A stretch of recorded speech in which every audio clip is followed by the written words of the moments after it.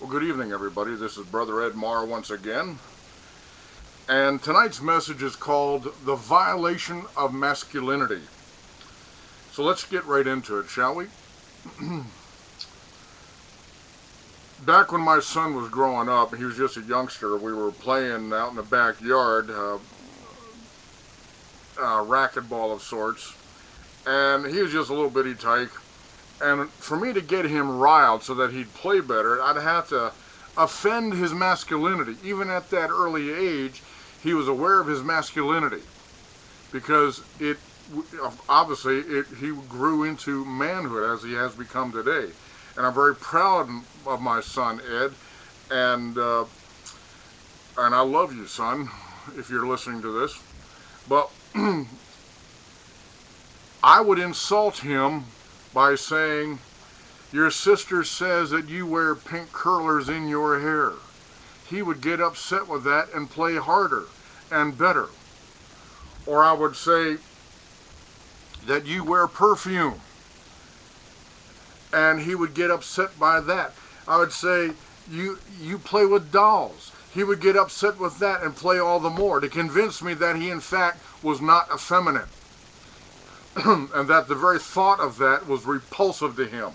And I appreciate that humor that I enjoyed with my son back when he was 5 years of age, 7 years of age, and so forth. Well, tonight's message is from Scripture, and I begin with Isaiah chapter 5, and it says, verse 12. No, verse 13. Therefore my people are gone into captivity, because they have no knowledge, and their honorable men are famished, and their multitude dried up with thirst. Therefore hell hath enlarged herself, and opened wide her mouth without measure, and their glory, and their multitude, and their pomp, and he that rejoiceth shall descend into it. I didn't know that hell had a gender. All right, Jeremiah chapter 3. And for the sake of time, this is actually verses 1 through 6. And it goes on to say, verse 1 in part, "But thou hast played the harlot with many lovers, yet return again unto me, saith the Lord." Verse 2 says, "Thy whoredoms and with thy wickedness." Verse 3, "Therefore the showers have been withholden, there hath been no latter rain. Thou hast a whore's forehead. Thou refusest to be ashamed." Well, I'll just stop right there. Thou hast a whore's forehead. All right, and then here's what's Philippians chapter 4 says, chapter 4, verse 1. Paul is speaking to the brethren in the church of Philippi. He says, "Therefore, my brethren, dearly beloved and longed for, my joy and crown, so stand fast in the Lord, my dearly beloved." He's talking to the beloved. All right, let me get back on camera here. And verses 1 through 8, but primarily verse 8. Finally, brethren, isn't that something? He's talking to men. He's not talking to sisterin, he's talking to men. Finally, brethren, whatsoever things are true, whatsoever things are honest, whatsoever things are just, whatsoever things are pure, whatsoever things are lovely, whatsoever things are good, report. If there be any virtue, if there be any praise, think on these things. Well, some time ago, I said 1997, I was reading this scripture, this particular chapter, and the Spirit of God spoke to me as I was reading each of these things that Paul would have us to ponder. And he asked me, what's the opposite of true? I said, well, falsehood, a lie. What's the opposite of honest? Well, dishonest. What's the opposite of just? Well, criminality, lawlessness, injustice, and so on. You understand what I'm saying here? Well, finally, when it came down to the word virtue, I had to look it up. And in the Greek, as used in this particular context, it speaks of manhood, manliness, maleness, excellency of character. 4 things. And of course the Spirit of God asked me the question, well, Ed, what's the opposite of manhood? I said womanhood. What's the opposite of maleness? I said femaleness. What's the opposite of masculinity, he asked me. I said femininity. And then it hit me like a ton of bricks, people. I ain't kidding. Man, I'm telling you something right now. Hell has a gender, and it's reserved for the effeminate. There are women who are more masculine than men. I don't mean that in a condescending way or as an insult, but women by virtue are women who act as they should. But men who allow themselves, who fail to develop their character in God, by default allow themselves to become effeminate, and therefore are worse and more despicable than any woman would ever be. But you say there's neither male nor female, as Scripture tells us. Jesus is speaking. Neither is there marriage or giving in marriage.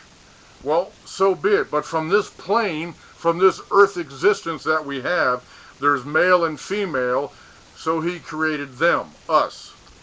And each and every one of us have a particular role, if you will, that we should live up to, a character trait for sure. And I'll say it again, that when men fail or choose not to develop their character in God, by default, they allow themselves to become effeminate. Hello. Effeminate pasties. Okay? And it's despicable. That's a hard-hitting message, isn't it? Let me ask you something, brothers. I bring this to your memory, to your remembrance, to think on these things. Whatsoever things are true, whatsoever things are honest, whatsoever things are just, pure, lovely. You know, when you are a man, when you are in your masculinity, you are lovely in the eyes of God and to other men, because you are somebody that other men would aspire to emulate. And don't you know that flattery, they say, is the greatest form, or I should say, what is that? My mind just went blank. Well, you know what I'm saying, okay? So, if there be any praise, if there be any virtue, think on these things. So I'm putting a challenge out to all men everywhere. Take a stock of yourself, your life, in your private affairs, in your business affairs, in your church affairs, in your public affairs, even when you're in the shower. Are you being a man? Are you developing your character in God? This is a clarion call to all men out there to develop your character in God, knowing that as you do so, you will prevent yourself from becoming effeminate in the eyes of God and effeminate in the eyes of men. Don't you know that there are enough effeminate looking men out there now that don't have the frame, if you will. I don't know if there's something in the DNA, if there's something in the water that we're drinking. I just don't see a lot of men out there, even young men. I see a lot of soft men. But even as a soft man, in your biological makeup, you can still do something to enhance your masculinity, because masculinity is a character trait. It's within your heart. It's not something. I'm 6'6", 330 pounds. I'm a big guy. I swim a mile or more twice a week. It's not about that. A man can be a man's man even if he's small framed and soft. It's a matter of a character trait that you develop within you. So once again, last time, when a man chooses to develop or refuses to develop his character in God, by default, he becomes effeminate.